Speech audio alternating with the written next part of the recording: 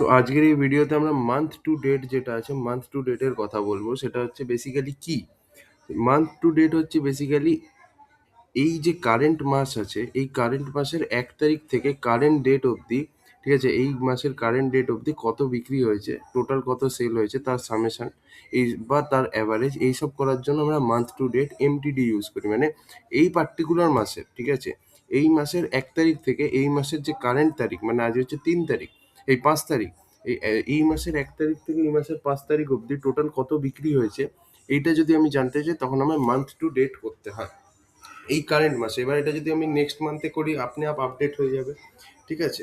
তো বেসিক্যালি এর জন্য আমার দুটো ভ্যারিয়েবল বানাতে হবে, ঠিক আছে। ভ্যারিয়েবলসে ক্লিক করব, ক্রিয়েট নিউতে ক্লিক করব।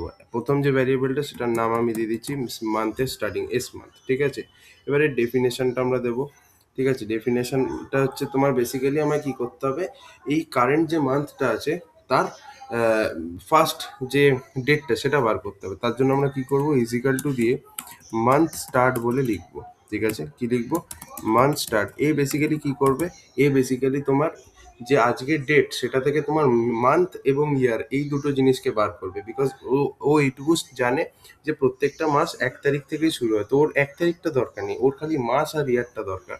তো সেটা আমরা কিভাবে বার করব, বেসিক্যালি টোডে বলে একটা ফাংশন হয়। টোডে মানে হচ্ছে আজকের ডেটটা দেখিয়ে দেবে। আজকের ডেট কত, 5/3/2000, সরি 3/5/2026। তো এখান থেকে মান্থ স্টার্ট বেসিক্যালি কি করবে, মান্থটাকে এক্সট্রাক্ট করবে উইচ ইজ মে, আর 2026টাকে এক্সট্রাক্ট করবে উইচ ইজ ইয়ার। দেখো ক্রিয়েট করছি, মান্থ স্টার্ট যে স্টার্টিং ডেটটা দেখাবে এই মাসে। দেখো স্টার্ট মান্থ কি দেখাচ্ছে, স্টার্টিং ডেট উইচ ইজ 1/5/2026, ঠিক আছে। নেক্সট আমি যেটা দেখতে চাই সেটা হচ্ছে তোমার আজকের যেটা কারেন্ট ডেট। কারেন্ট ডেট কি আছে, এটাকে একবার ডিলিট করি জাস্ট। হ্যাঁ, কারেন্ট ডেট যেটা আছে, কারেন্ট ডেট সেটা হচ্ছে এন্ড মান্থ আমি ধরে নিচ্ছি, ঠিক আছে, বা লেটেস্ট, যা খুশি একটা ভ্যারিয়েবল বানিয়ে দিচ্ছি, লেটেস্ট ডেট, লেটেস্ট ডেট বা এল মান্থ, যা খুশি তুমি এল মান্থই দিয়ে দিচ্ছি বা ই মান্থ বলে দিয়ে দিলাম। তো বেসিক্যালি আজকের কারেন্ট ডেট অবধি জানতে চাইছে, তাই তো, কারেন্ট ডেট অবধি। তো তাহলে বেসিক্যালি ম্যাক্স অফ ডেট করলেই আমাদের হয়ে যাবে, ঠিক আছে। ম্যাক্স অফ, এখানে ডেট, ব্যাস এইটুকু, ম্যাক্স অফ ডেট করলেই আই গেস আমাদের আজকের ডেটটা বেরিয়ে যাবে। তাহলে আমি ক্রিয়েট করছি, চলো যে ক্রিয়েট করলাম দেখি বেরিয়েছে না বেরোয়নি। দেখো খুব সহজেই কিন্তু বেরিয়ে যাচ্ছে, এন্ড মান্থ 3/5/2026। আজকে কি 3 তারিখ, না আজ তো 5 তারিখ। আচ্ছা, তাহলে এখানে 3 তারিখ দেখাচ্ছে কেন, বিকজ আমাদের এই ডেটা সেটের অনুযায়ী, এই ডেটা সেটের অনুযায়ী কিন্তু লাস্ট যে ডেট যেদিন বিক্রি হয়েছে সেটা হচ্ছে 3 তারিখ, সেই জন্য আমাদের দেখাচ্ছে।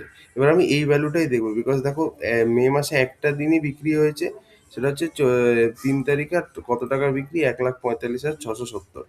তো এই জিনিসটাই আমরা এবার দেখবো। তো দেখো এর জন্য কি করবো, ডানে আমরা ক্লিক করলাম, একটা কেপিআই আগে নিয়ে আসি। কেপিআই নিয়ে এলাম এখানে, এই মাসের সেল, ঠিক আছে। এটা যদি আমি জানতে চাই তাহলে অ্যাড মেজারে ক্লিক করব, এফেক্টসে ক্লিক করব, দিয়ে এখানে আমাদের আগে তো summation of sum of sales আমার লাগবে। তো এখানে আমি সাম অফ সেলস বলে তো দিয়ে দিলাম। এবার আমাদের এখানে করতে হবে সেট অ্যানালিসিস। তো এরকমভাবে আগে লিখলাম। তো বেসিক্যালি আমাদের কি চাই, এই মে মাসের, মানে এই মাসের 1 তারিখ থেকে এই মাসের কারেন্ট তারিখ, এই স্প্যানটার মধ্যে, এই টাইম পিরিয়ডের মধ্যে যতটা সেল হয়েছে, তার মানে কারেন্ট মানে 1 তারিখ বা 1 তারিখের পরে, অথবা কারেন্ট ডেট বা কারেন্ট ডেটের আগে অবধি যা সেল হয়েছে আমাকে দাও তার সামেশন, ঠিক আছে।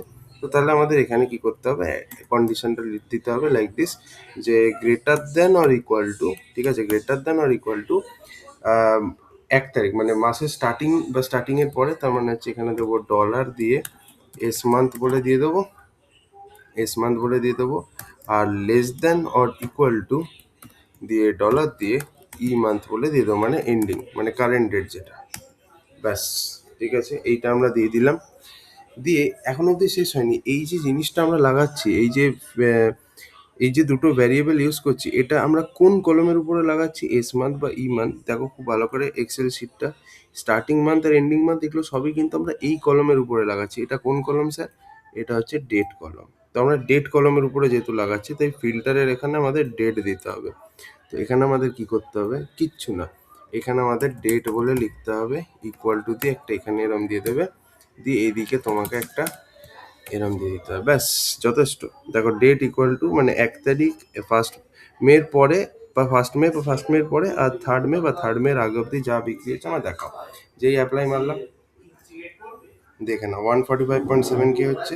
এটা আমাদের নাম দিয়ে দিচ্ছি sales of May, sales of this month, ঠিক আছে, সেলস অফ দিস মান্থ। এখানে নাম্বারে আমি ফরম্যাটিংটা করে দিচ্ছি, দিয়ে এখানে এটাকে আমি 1000 দেখো, এটা হচ্ছে এই মাসের সেল 1,45,670 টাকা, ঠিক আছে, এটা হচ্ছে টোটাল সেল।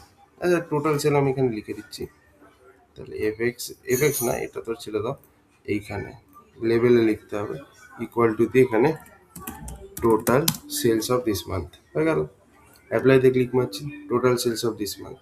এবার আমি অ্যাভারেজ সেলসটা বার করবো এই মাসের, তার জন্য ওই মান্থ টু ডেট আমাদের ইউজ করতে লাগবে।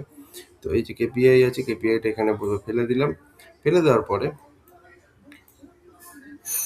এখানে সেই অ্যাড মেজার করবো, এখানেও এফেক্স করবো, সেটা এখানে এবার আমি অ্যাভারেজ সেল চাই এই মাসের, মানে 1 তারিখ থেকে আজকের ডেটের মধ্যে অ্যাভারেজ কত সেল হয়েছে। তো অ্যাভারেজ দিয়ে দিলে, দিয়ে এখানে আমাদের সেলস হয়ে গেছে। এবার এইখানে আমাদের সেই একই সেট অ্যানালিসিস করতে হবে, ঠিক আছে। এবার আমাদের এখানে কন্ডিশনটা দিতে হবে, সেটা হচ্ছে যে 1 তারিখ বা 1 তারিখের পরে আর কারেন্ট ডেট বা কারেন্ট ডেটের আগের মধ্যে যা বিক্রি হচ্ছে তার অ্যাভারেজ চাই, ঠিক আছে।